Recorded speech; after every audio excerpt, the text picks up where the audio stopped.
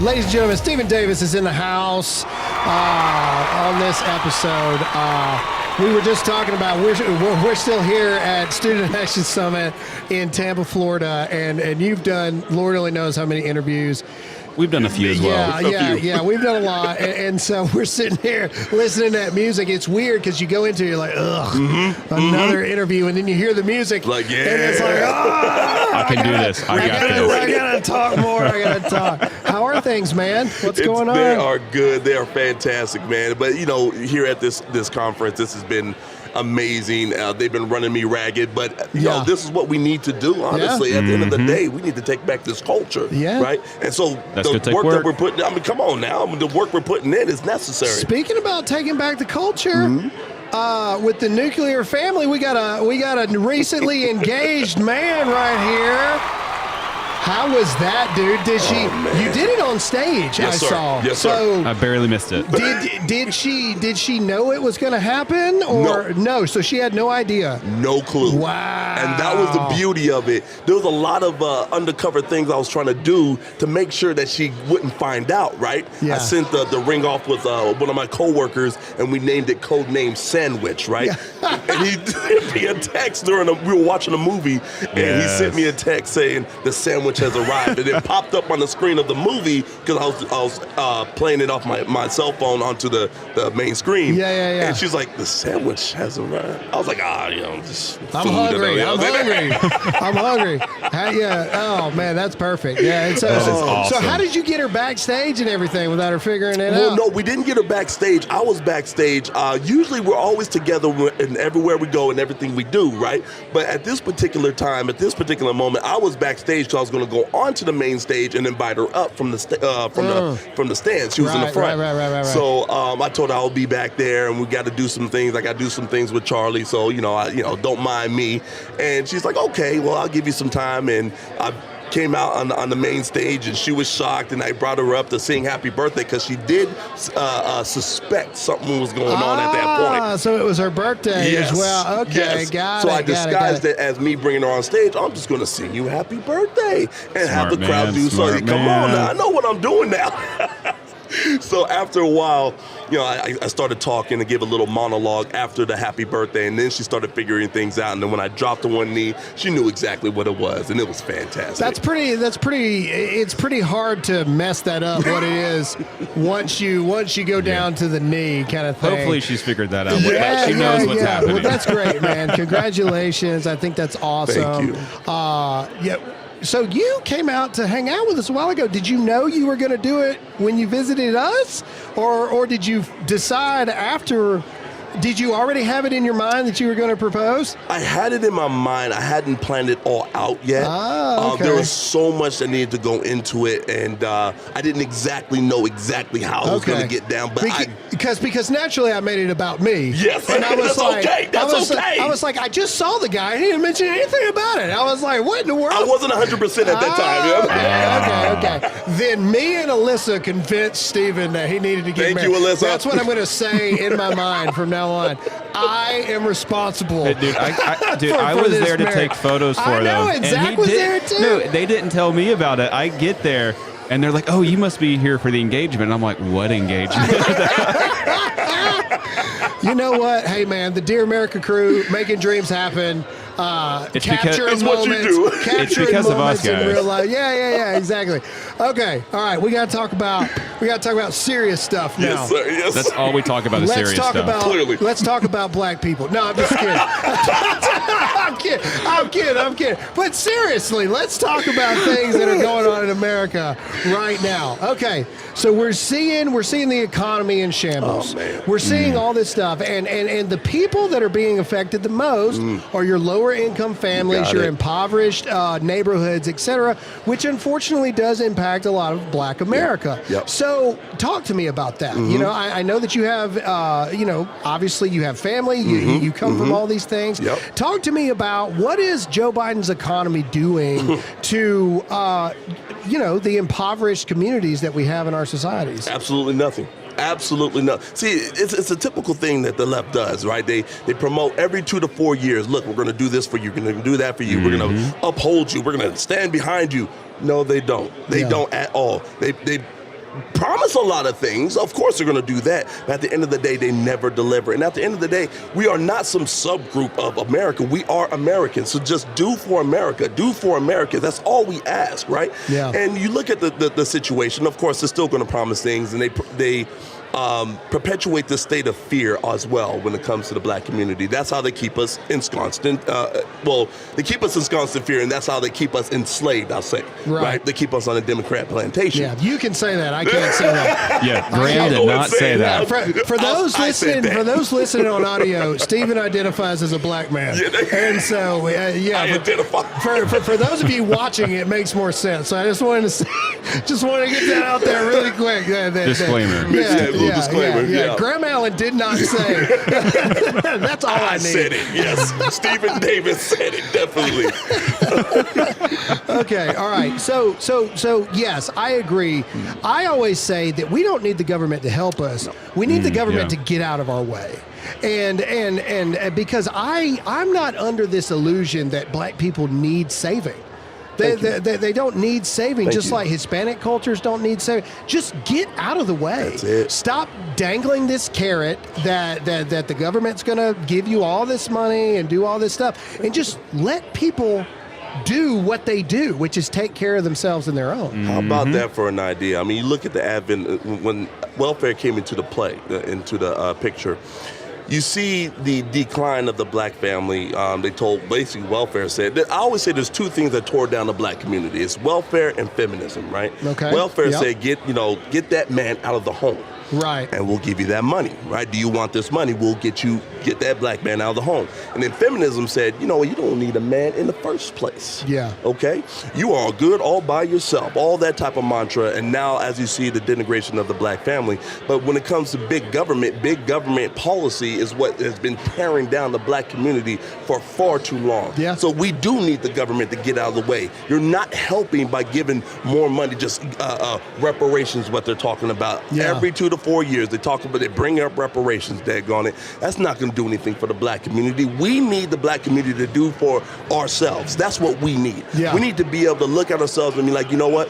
We need to do better. Why do we need to do better? Because look at our when it comes to education, we're at the bottom of the totem pole. When it comes to median income, we're at the bottom of the totem pole. Yeah. That's because of us. That's not because of any other type of person or any other demographic or whatever. This is because of us. Yeah. So we need to get out of our own way to lift ourselves up out of abject poverty, do something about the hood, right? Because the hood's a huge issue at this point in time. Yeah. Right? We need to do a better job with holding ourselves to a higher standard and do better for ourselves. That's what we need to do at the end of the day. All right, we have recently had some huge wins for truth in the American family.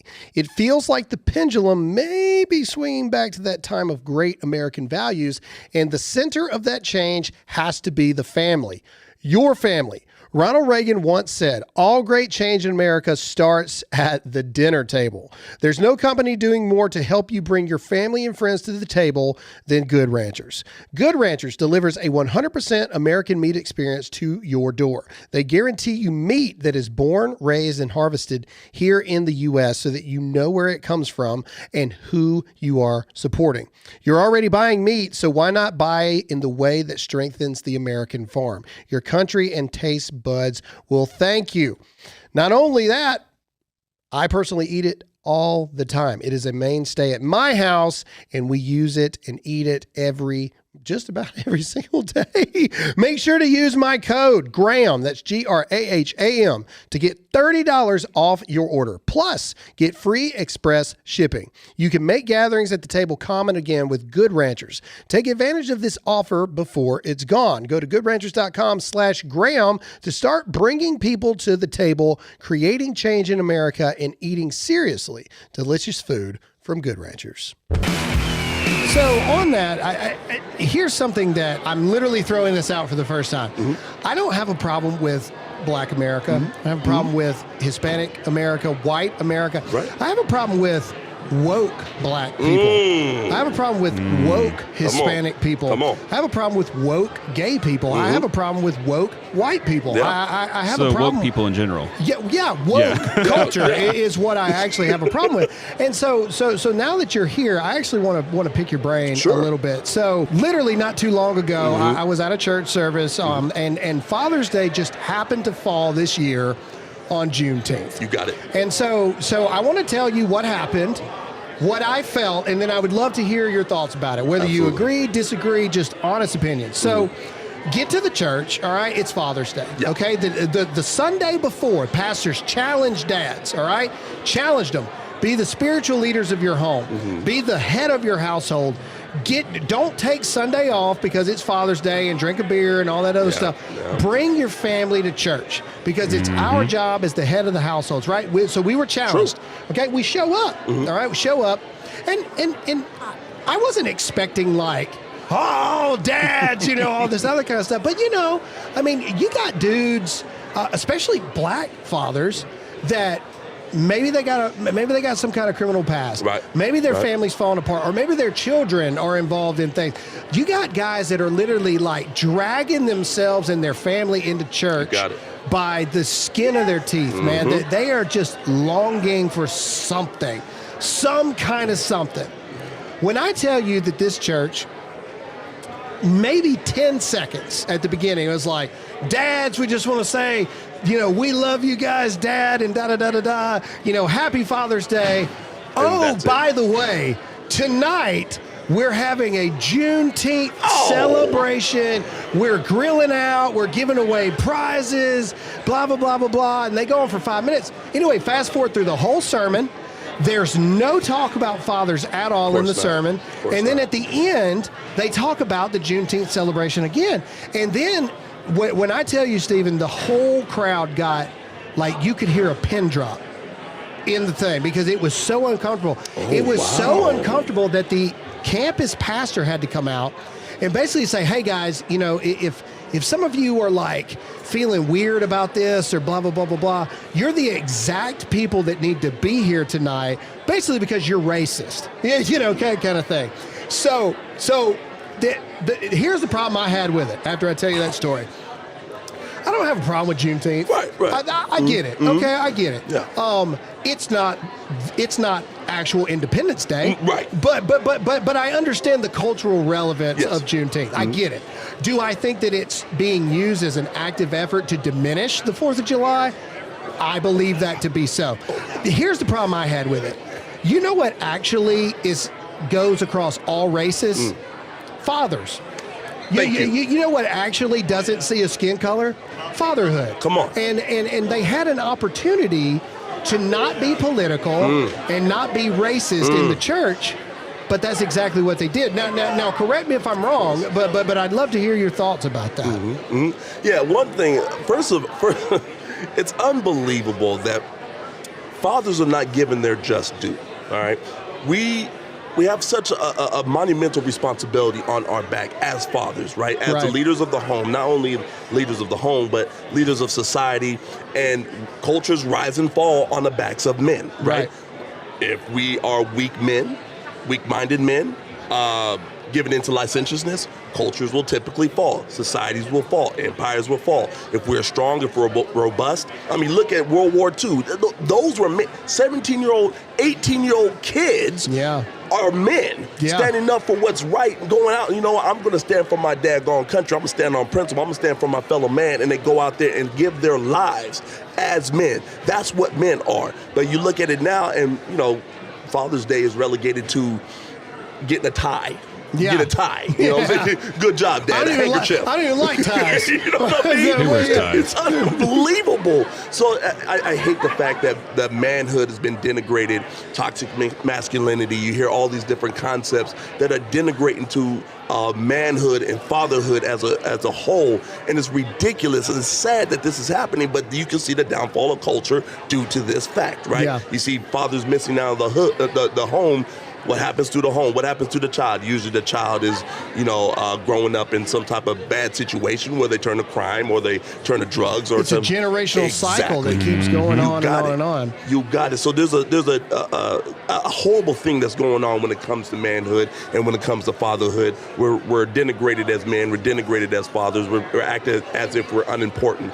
Then when it comes to Juneteenth, like you said, my issue with Juneteenth, especially when it comes to this church, you are promoting this now.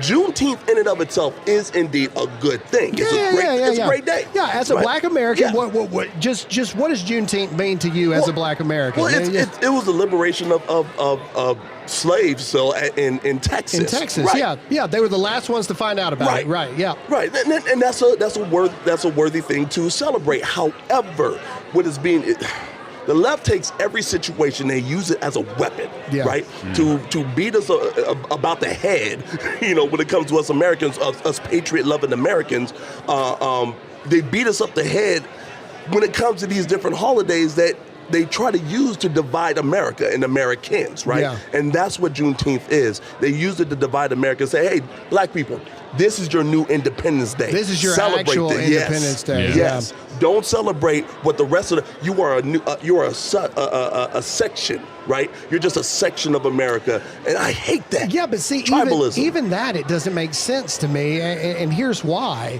Because if that's the case, and that's the argument, okay, let's go with the argument. Well, okay, every Americans weren't free when the Declaration of Independence was formed, which is a fact. That is a fact. Yeah. Okay, well then, wouldn't it be the 13th Amendment? Yeah, wouldn't that be the day? Yes. Even if it took forever for the Black Americans in Texas to find out about it, wouldn't it actually be? It's like us with July 4th. July 4th isn't when we won the Revolutionary War. That's just when we said, you know what, we're over this crap. We're declaring our independence. Right. We didn't actually get our independence then. Truth. And so that's the issue that I have. Yes. Is if we're going to celebrate every single occasion ever, well then just go ahead every single day on the calendar year, and there'll be 27 different events that have happened on those days every single year. How many more things are we going to add to this stuff? To me, and again, so I'm glad you're on here. I'd love your opinions on this. Yeah. Juneteenth doesn't happen without July 4th.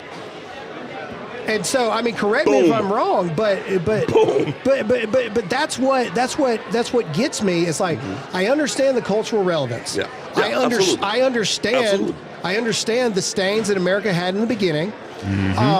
However, if it wasn't for that Constitution, that Declaration, the original one that promotes disagreements and arguments to be had, protects that freedom, there would be no end of slavery. There would be no nothing. All that started with arguments and disagreements about things, right? Like, correct me if I'm wrong. Oh, we got a guest in the booth. Victor Morris is here. So I'm scared. I'm scared of this man. If there's one man in the world I'm scared of, it is this man here. That's the great thing about SAS, man. You never know who's just going to bust into the booth. That was awesome. All right, guys, let's be honest. Wireless service providers suck. Yes, that's what I said. They suck. I made the switch from AT&T, and I'll be honest, like a lot of you, I was a little nervous the first time thinking, is the coverage really going to be that good, etc. Let me tell you something. Pure Talk is the real deal. So much so, we're working right now to switch the entire company over to Pure Talk as we speak, because we are tired of giving our money to companies that spit in the face of our values. Stop paying greedy wireless companies. Instead, support my guys over at Pure Talk, a company whose customer service is based in Georgia, just 2 hours away from us. A company whose CEO is a United States veteran, and a company that shares your values. All you got to do is go to puretalk.com, select a plan, then enter the promo code GRAHAM and save 50% off your first month. You can literally be switched over to Pure Talk services in less than 10 minutes. All you got to do is go to puretalk.com and enter the promo code GRAHAM. That's puretalk.com, promo code Graham. All right. Anyway, I mean, and again, I'm open to hearing everybody's thoughts, and I realize cultural relevance is real. Okay. Yeah. But to me, again, nothing that we have as Americans happens without the original documents that were declared and put out on July 4th. I mean, I'd love to hear your thoughts. You are 100% correct. However, if you want to divide America, this is what you do. This is the playbook that you stand by. You have separate things for separate groups of people, separate races, to promote this tribalistic instinct. To go back to, it's all about black people. Black people. This is the 4th of July wasn't for black people. No. You promote that. You see that being promoted all the time now, and it's absolutely denigrating to the United States of America, right? If you want cohesion as a group, this is not the way to go about it, right? Yeah. So this is what they do when it comes to the left. They pick good things and they corrupt it, and they say, hey, look, this is what you need to abide by. This is your new life now. This is your new God, if you will, right? So you have black people, they're like, okay, black people, you're not really about the United States of America, and they're not really about you, so this is what you subscribe to. You subscribe to this holiday now, right? And they promote that. Now, as a black person, I can't look at the 4th of July as anything significant. I have to look at Juneteenth as, right? Yeah. That's my new holiday. That's my new God, and I'm identified with that now. Yeah. And you see this happening down the line. You have this tribalistic instinct that the left always tries to promote, and this does nothing but divide America. And we have to do something about that and educate people. It would seem like to me, because America is the most diverse country in the world. You know, we have Black History Month. We have so many other celebrations of all the different cultures that are here in our society. You know, even though I don't agree with it religiously, but you have Pride Month. You know, you have all these things, right? Because America, on the foundation of freedom, is supposed to be this melting pot of people, right? So, in my opinion, even if you're on the side, it's like, well, you know, technically I do agree more with the Juneteenth thing, because that's more when everybody was. Well, if we have all these months celebrating the different cultures and things within our society, can't we all just agree on this one day? You know, this one day as claiming America? Like at the end of the day, I get it. You're black, I'm white, this person's Hispanic, you know, this person's Asian, got it. But we're all supposed to be Americans, right? Like I understand we all have different cultures and we all have different ways that we do things and how we were brought up. But we're all supposed to, underneath a big old canopy, is supposed to be America. Yeah. So why is celebrating America such a bad thing? I have no idea. It's so sad, actually. I mean, you look at it now, and you see, when it comes to the celebration of America, when it comes to those who celebrate America, it's typically us on the right? It's typically us on the right who are patriots. It's typically us on the right who fly the American flag. It's typically us on the right who, you know, have American flag hats and all this stuff, but, you know, celebrate the 4th of July. But when you look at it, we're called racist for doing so, right? We're called, we're terrible people for celebrating our nation, right? Celebrating our country, because when it comes to the left, you're not supposed to celebrate the country. You're supposed to celebrate, again, the tribalistic instincts. You're supposed to celebrate your culture first and foremost. You identify as black. You are black first. Before anything, you're black. You're white. You're this color. You're that color. That's what they want you to put first and foremost. So when it comes to us, we're promoting our country. We're saying, look, we stand together as Americans. We should stand together as Americans, and that's what's going to be better for the United States of America. That's what's going to further us and propel us into the future of success and prosperity. And the cohesion of our country is going to be beneficial for our future. The left looks at it and says, no, what's beneficial for our future is the blacks or the whites or this minority group or this intersectional group, right? And it does, it does nothing but promote tribalism. And when you have tribalism, you don't have cohesion. You have a bunch of different parts working against each other. You know what's never good? When your nation's supposed authority on economic policy completely misses the flashing red lights of impending inflation. Now, Treasury Secretary Janet Yellen has finally admitted there have been unanticipated and large shocks to the economy that have boosted energy and food prices. and supply bottlenecks that affected our economy badly that I didn't at the time fully understand.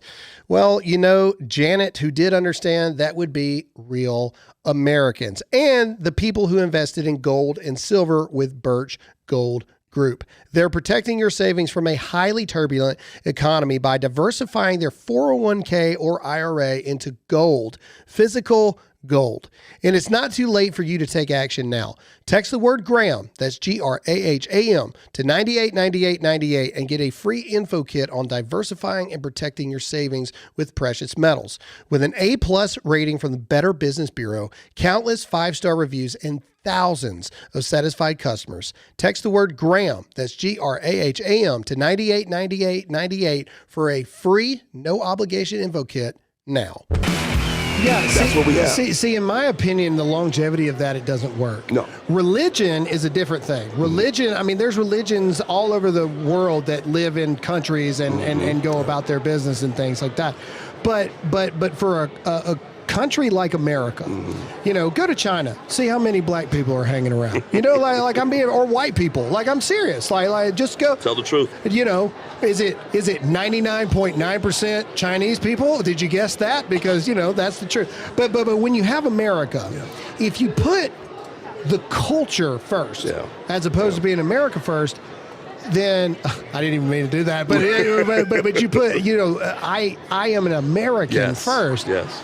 It's never going to work because I, as a white dude who grew up in rural Mississippi. Now I had a broken home. I was taken out of my family, when I was growing up. But I still, white dude growing up in rural Mississippi. I'm never going to understand fully black culture ever. I'm never going to be able to get that. Just like you're never 100% going to be able to get. Like my business partner Jason, he's black, lives in Chicago.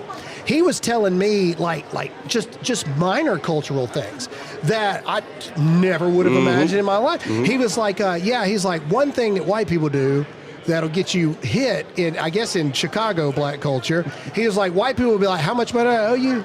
$60, and he'll go 20, 40, 60, and you'll throw it to somebody. Oh no. See, I didn't know that was a thing. I didn't know that was a thing at all. But see, white people real quick, it'll just be like, okay, 20, 30, 40, all right, there you go, bam.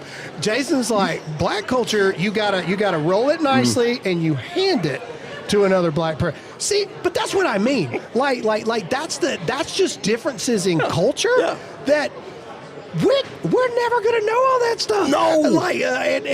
But that's what I mean. If you put that first above an American, then you are destined to have problems with everybody for the rest of your life. Well, that's what they want. They want people to have problems with everyone. They want big government to be the solution to everything, right? Yeah. I mean, when it comes to different cultures, that's the beauty of culture, right? Yeah. It's so diverse. There's certain things that black people do that white people don't understand. There's things that white people do that black people don't understand. And it's like, you know what? It used to be where it's like, okay, that's fine. Yeah. That's fine. We're still going to come together. We're going to appreciate each other's cultures. Yeah. That's fine. We're all equal people. Yeah. We're all equal beings. Yes. But we're different. Exactly. We're different Who would've thunk it? culturally. Like we are all, even though we are all equal under the eyes of God, which I 100% agree, we're all very different.